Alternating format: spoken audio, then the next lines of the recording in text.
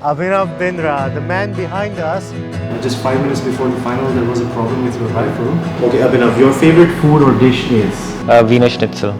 The impact that you're making is incredible. Well, I did not remain calm for sure. I had massive panic attacks, but If Abhinav Bindra wasn't a shooter, he would be. my life is an open book. No idea.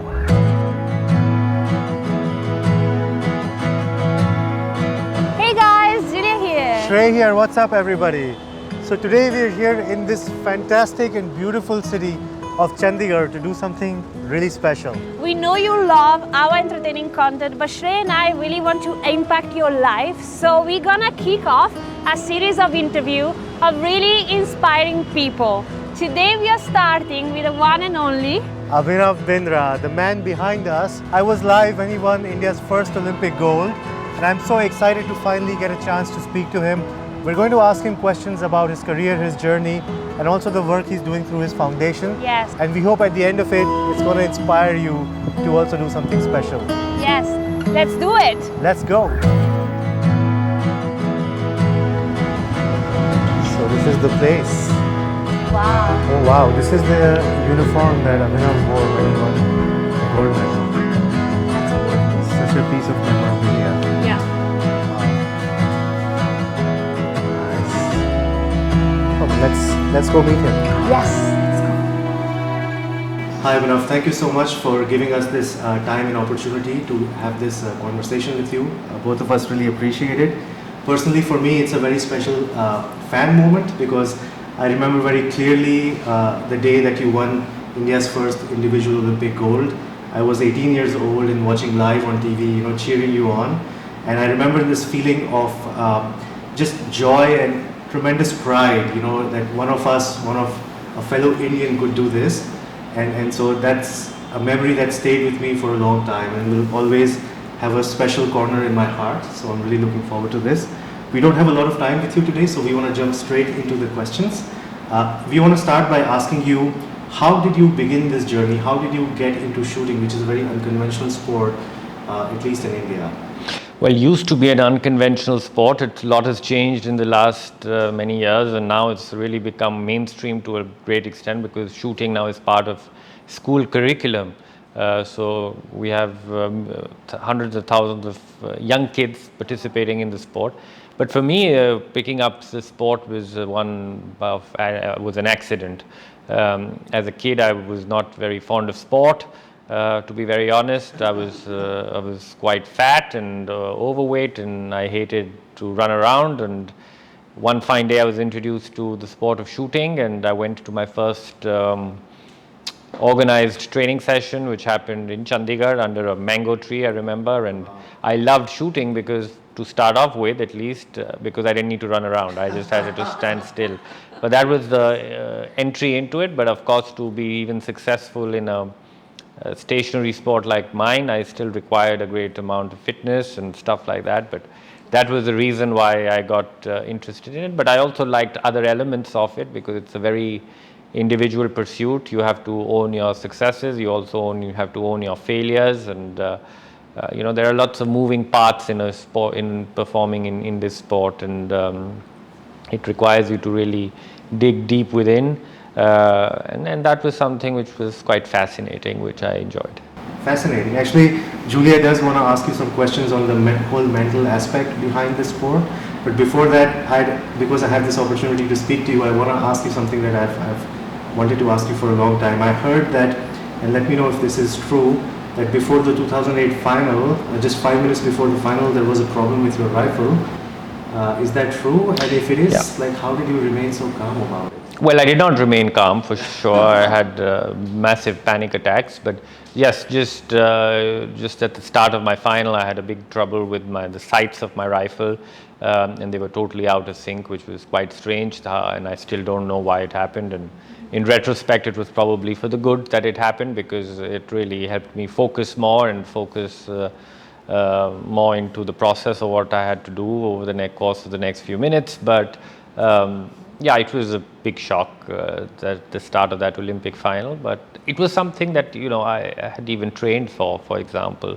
It was something that as part of my preparation, one of my coaches used to get my sights a little bit out of sync, and then I had to really, in a very short moment, get it back. But to get it so out of sync just before the Olympic final was certainly a massive shock, which certainly I wasn't prepared to handle. But I'm happy that I handled it, because firstly, I think I handled it because I accepted the situation, rather than resisting that situation and complaining about the situation on what is happening. I just tried to focus all my energy into finding a solution.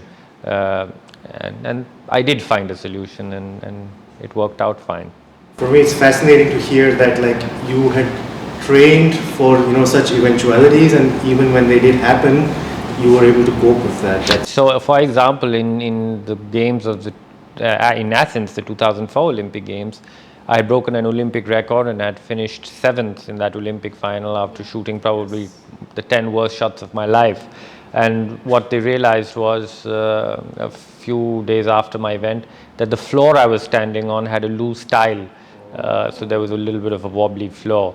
So, the first thing I did when I came back home was to install a loose tile in my practice range, and I actually practiced on it. So, but when you prepare for an Olympic Games, it's all about trying to take out all verticals out of the equations.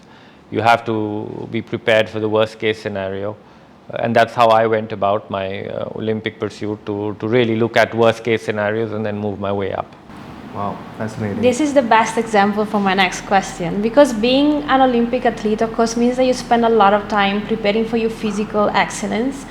But what is about the mental fitness? Like, what are the mental health practices that you have used for preparing for such an important milestone in your career? And what are the routines that you're still using right now for keeping mentally fit? Well, I think there are two elements to mental fitness. I think there is one element of just your generic mental health, and then there is, of course, an element of performance. And they are two very separate things, which you have to address and work on separately. So, of course, to maintain a balance and maintain a good state of mind generally, and be a happy individual no matter what the outcomes or challenges that you're facing, is a question of mental health, and that is, of course, the foundation of any mental performance. And of course, there is an element of mental, getting the edge and getting being mentally resilient enough to prepare for pressure and prepare for difficult challenges that an Olympic final will bring you. And that is really a matter about finding that synchronization between mind and body.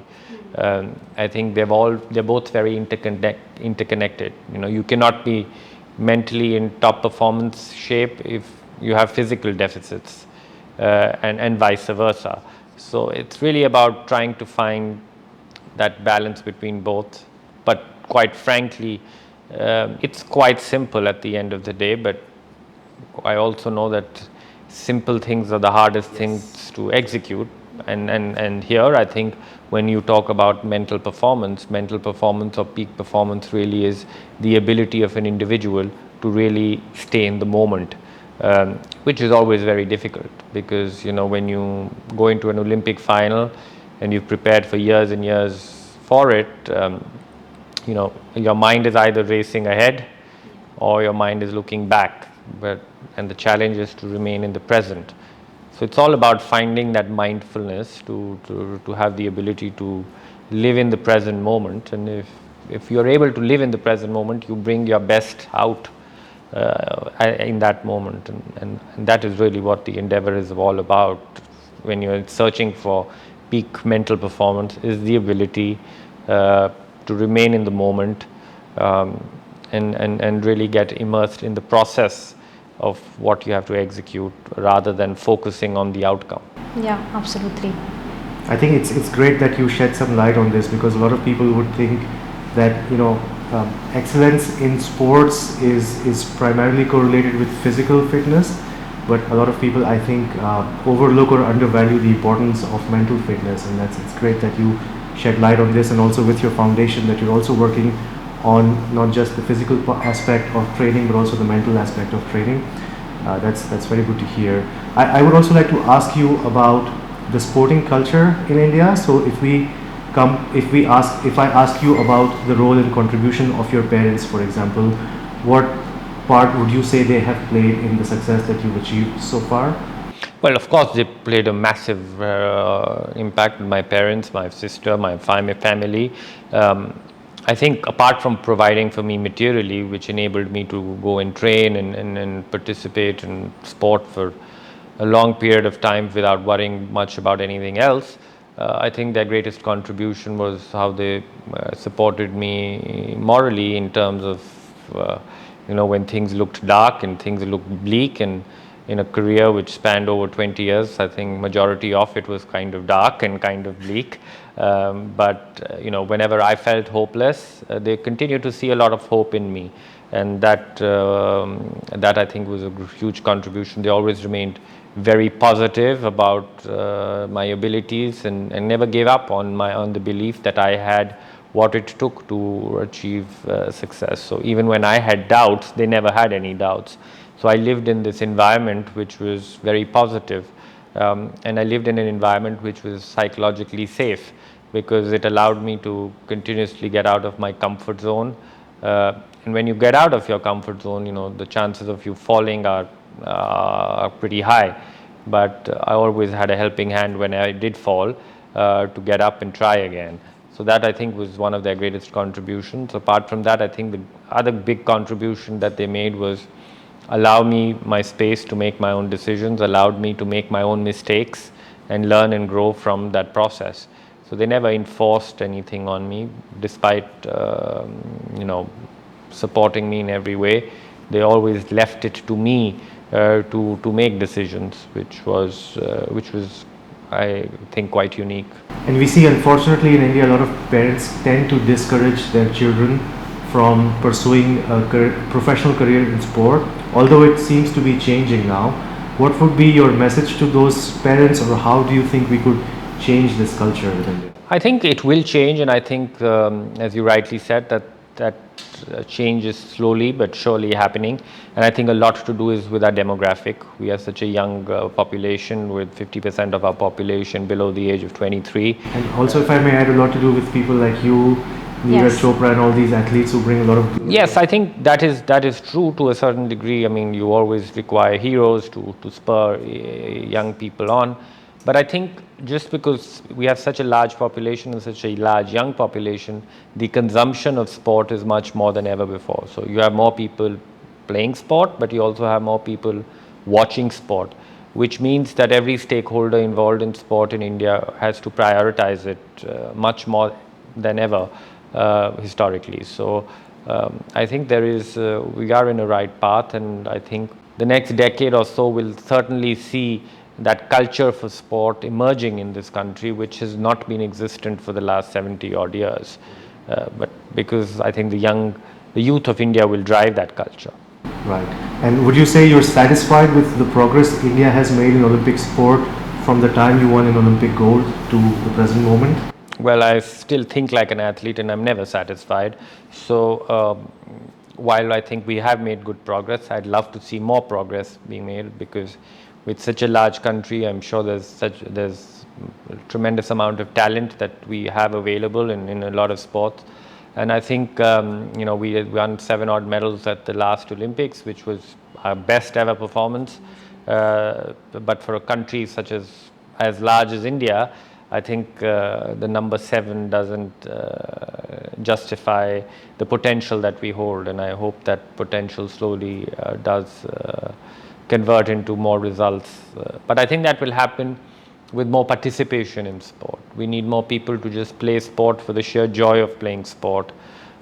When that number increases, the number of people involved in elite sport will automatically increase, and that would eventually lead into more success. Just being focused on elite sport and developing in a sort of a silo will not, I believe, will not get us the results that we aspire to achieve. We need more people to play.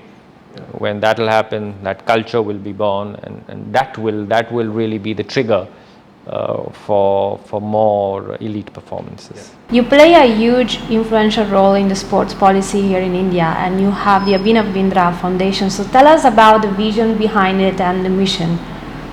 So the Abhinav Bindra Foundation is my primary outreach to Indian sport. We work in 3 pillars. The first pillar is that of intervention, where we have 2 programs, one called the STEAM Scholarship Program, where we have young athletes under that program, STEAM standing for Science, Technology, Engineering, Analytics and Medicine. And we try and incorporate all those elements into the scholarship program and the athletes have access in our network of training centers across the country. The second project under intervention is a project called Sports for Her. It's a project dedicated to the female athlete, to empower them and to create a platform for them to be empowered and to get all the requisite knowledge required in a female athlete's career. The second element is education. We have a sports science and medicine institute running, where we're giving bachelor's and master's degrees in sports science and physiotherapy. It's important not just to focus on athletes, it's important to empower the whole ecosystem that surrounds the athlete. So that is one element. The second element is leadership. We have a program which runs on empowering administrators and leaders in sport. We run it with our partners, the ELMS Foundation, and the University of Loughborough is our education affiliate there. So that's an interesting and important project to work on the governance aspects of Indian sport. The third aspect of education is athlete mental health. We work quite a lot in that area. The last aspect of what we do as a foundation is using the power of sport for societal good. And there we have one of our first projects was dedicated to the refugee cause, where we had helped and sponsored and funded 3 refugees based out of Switzerland. In our sport of shooting, we ran it with my good friend Niccolò Campriani from Italy. He's a triple Olympic gold medalist. And very happy to tell you that 2 of those athletes actually participated at Tokyo. Wow. So it was a wonderful achievement there. And we're also now trying to propagate the whole aspect of value education, the Olympic value education program, because as we talked about the need for empowering youth through sport and really get the values of sport to the youth, because that really is the true power of sport. So that's just a basic overview of what we do. And what are the main successes of the foundation so far? Well, of course, there have been successes in all the different pillars. What we do, the STEAM scholarship program is bringing in an aspect of science and technology into athlete training, which has not been existent so far in India. So we've really worked hard to provide that scientific element into training of athletes. So that's the new facet of training, which now we've really worked on and talked about. And of course, through the program, we also give athletes all that access. So that I would believe is a great success there. The program for the female athlete is a unique project and a very important project, because I think it works on gender equality, and it really propagates female participation in sport. So it is an important project.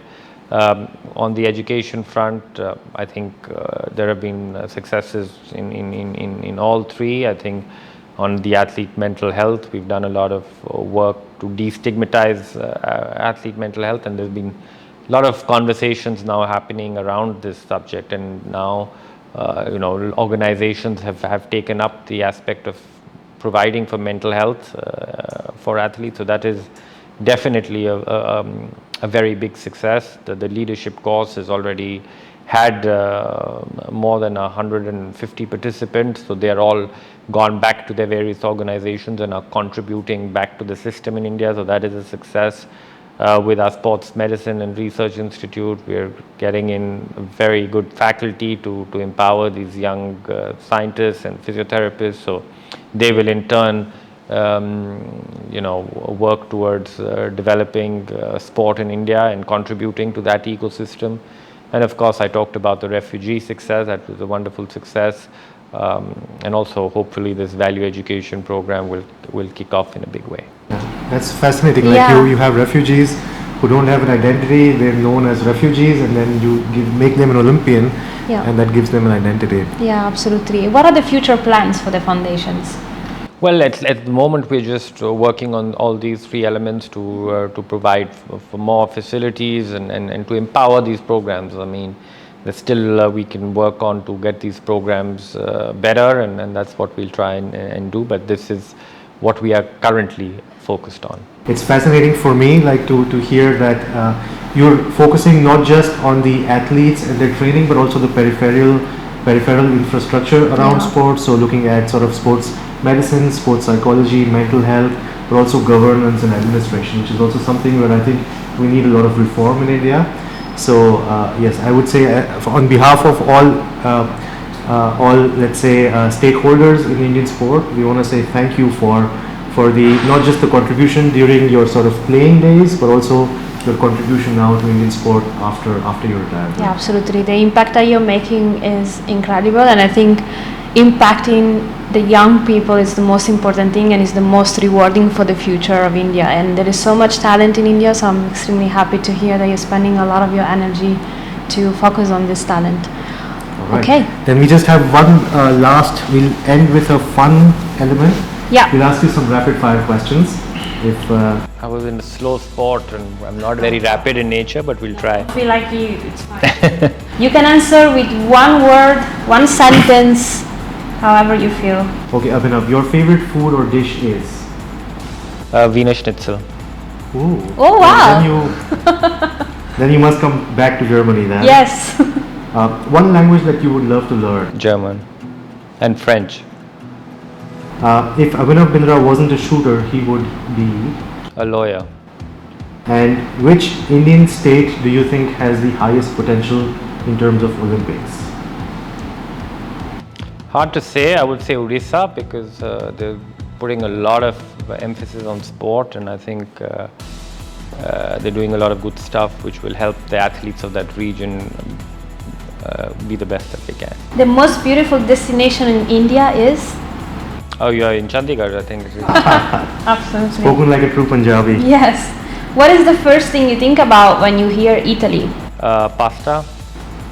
Good answer. Horror movies or romantic movies? Neither. Okay. One thing that the world doesn't know about Abhinav Bindra? My life is an open book. No idea. It's hard to Depends who you ask. be private when you're in the public eye. Okay. That's it. Then Abhinav, we want to thank you once again for your time in having this chat with us. We really appreciate it, and we wish you and the foundation all the very best for the future. Thank you for having me. Thank you. Thank you. Wow, that was such an inspirational interview, right? It was so nice to speak to him. Like, it's one of my things I've always wanted to do. So glad to have had the opportunity to do it. It's incredible how big the ecosystem around excellence has to be, right? Exactly. Like you need to take care of literally everything from the way you sleep, what you eat, the mental health. Yes, so absolutely. much. But we should find out the practical impact that the foundation is having on athletes. Let's speak to a few athletes, shall we? Let's do that. All right.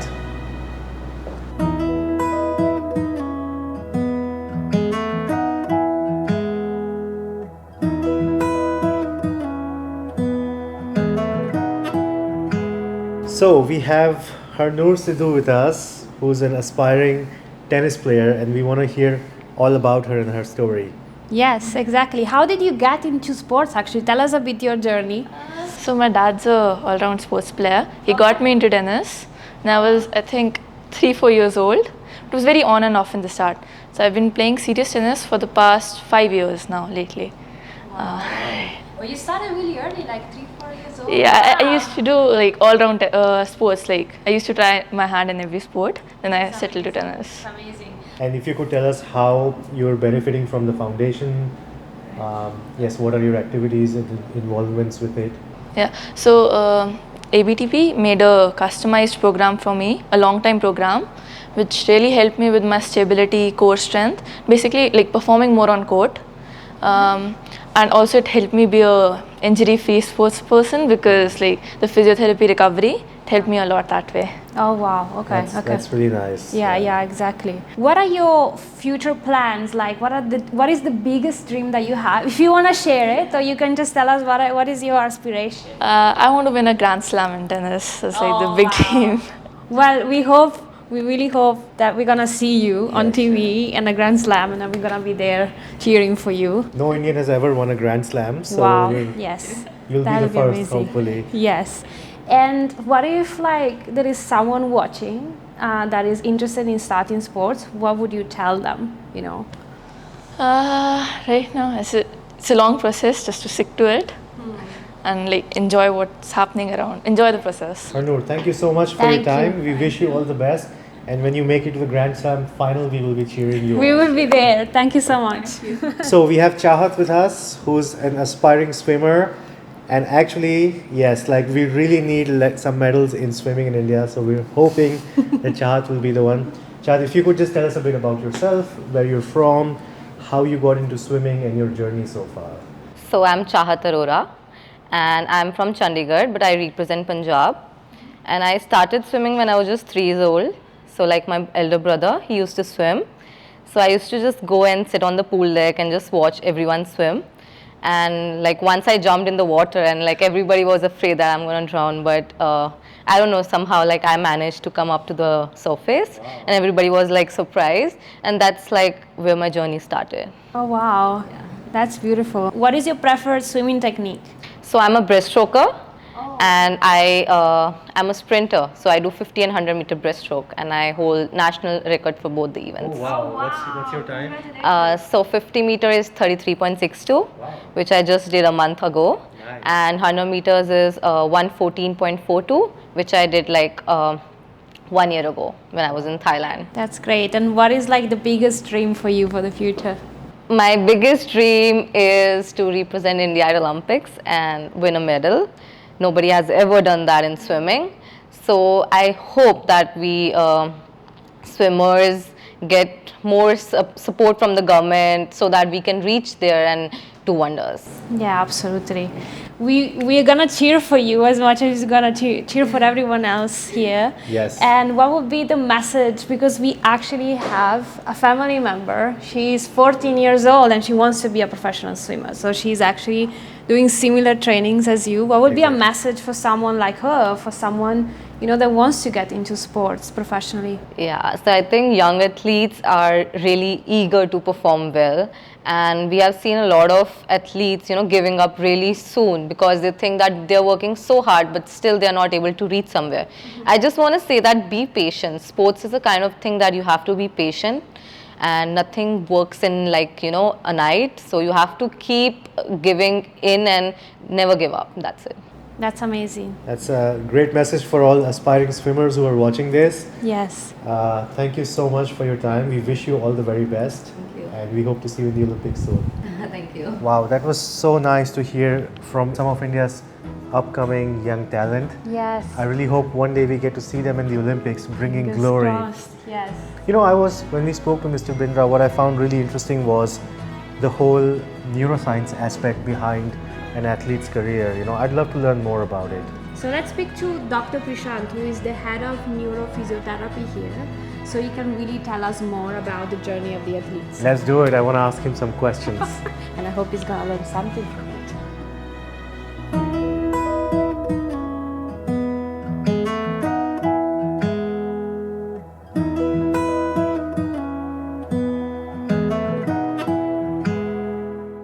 So we have Dr. Prashant Kulkarni with us, who's the head of neuroscience here at the Abhinav Bindra Foundation.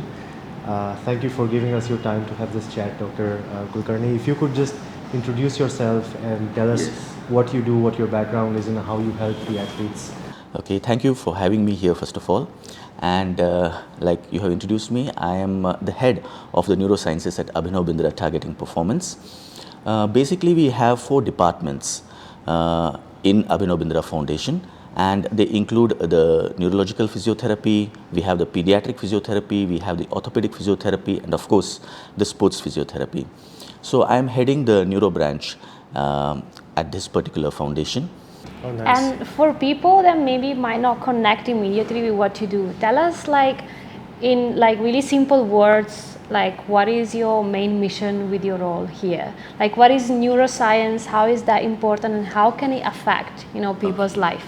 Yeah, so basically, if you look at the sports science in totality, all the world-renowned sports athletes who are there, they definitely swear by the sports sciences, because not only does it help them to recover from career-threatening injuries, but it also gives them an opportunity to have an high-performance training. The same thing now holds true for the neurological population as well. We have athletes who suffer, let us say, from a very common condition which is called as cerebral palsy. Because of this particular condition, there are certain neurological elements which are being affected, and this makes it difficult for these people to perform the motions with proper coordination. So this is where, as a neurophysiotherapist, I come in basically. And what basically we do is we fine tune different elements of their sports attributes. For example, as far as their form or the postural quality is concerned, with regard to balance and stability which is concerned, we also train them regarding the strength and conditioning. Then there is the functional movement that has to be trained, and finally the physiological abilities of the client. So like I have just been explaining it to you, it is very much scientific. That's why we say that it's a sports science, and that's why all across the globe, these athletes who are there, now we call them as the para-athletes, right? You have at the Olympics both the athletic competition as well as the para-athletic competition. So we send to these athletic events the Indian para-athletes who are there. We give them maximum training as possible, and as I have just explained to you prior to this, that there are different areas at which we have targeting them. Once we target them at these particular areas, they enhance their performance, and that is how we make them to compete at the highest level. And yeah, and in this way they have achieved quite a many achievements in the form of medals that they have won for India.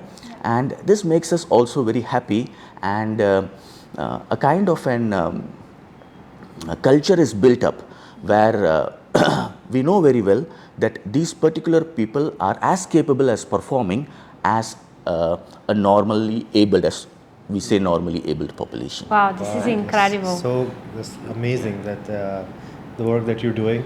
In fact, we spoke to Harnoor just now, and she said that she's had 1 year free of injury completely. Thanks to you and your work. And she was thanking you. So you can really see the practical effect, on athletes of the work that you're doing. So let's say, like for the audience watching, for everyone in our community watching, what would be like your recommendations for carrying like a healthy lifestyle, whether they want to excel at sports or not? What will be your recommendation based on your, of course, scientific knowledge? That's again a very holistic approach. Of course. And it's a good question. So first and foremost, you think about your diet. It has to be a very balanced diet.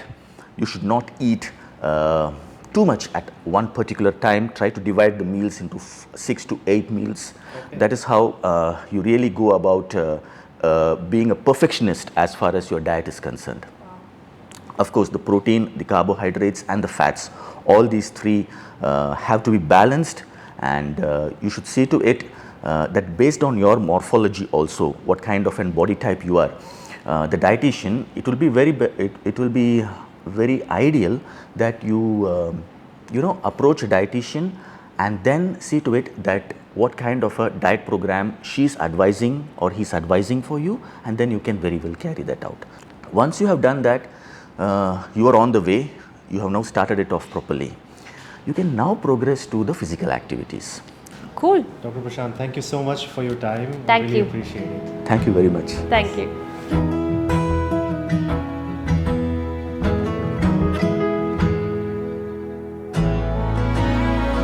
Wow, I had such a great time listening to everybody here at the foundation. To be honest with you, my mind is blown. Like, I had no idea how complex the life and career of a professional sports athlete is. Yeah, absolutely. Like there are so many aspects that you need to take care of, right? From the sleep to the mental health aspect to, of course, the physical therapy and also, of course, the sports. So that was so inspiring. We hope you have taken some learnings out of these conversations like us. Yes, and I'm really happy and inspired to see the foundation doing all it can to bring up the level of Indian sport. If you want to support what they're doing, you can donate to them. It is an NGO and they will use these funds to help India's athletes. We'll leave the donation link in the description below, and so if you want to help, you can help them out. Yes, absolutely. We hope you like this type of video. Let us know who you would like us to interview next in the comments. And that's it. As always, click the like button Subscribe to the channel. and we'll see you next time. Bye. Bye-bye.